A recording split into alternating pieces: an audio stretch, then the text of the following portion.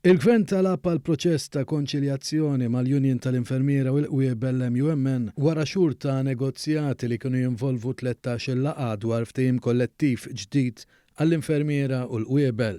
F'istqarrija l-Ministeru għas-Saħħa spjega li dan il-pass ta' konċiljazzjoni qed isir anki fil-kuntest ta' żidiet sinifikanti proposti mill-Gvern tant li l-proposti preżentati lill-MUMN f'dawn in-negozjati kienu saħansitra mtejba diversi drabi.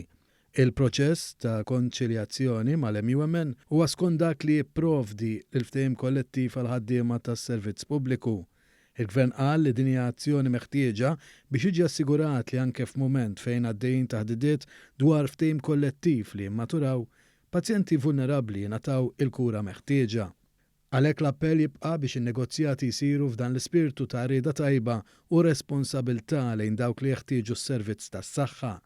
Il-Ministeru għas-Saħħa saħaq li fil-laqgħat li saru dwar numru ta' proposti mresqa mill-Gvern dejjem kien hemm għan konsistenti li jitjiebu l-kundizzjonijiet tax-xogħol u dħul tal-infermiera kif sar fl-aħħar snin f'diversi setturi.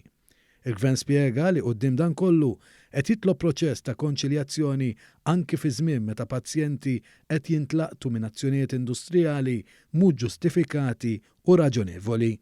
Dan kollu jsir b'responsabbiltà kemm lejn il-ħaddiema li jridu jtejbu l-kondizzjonijiet tagħhom kif ukoll lejn il-pazjenti li għandhom dejjem jingħataw kull kura meħtieġa.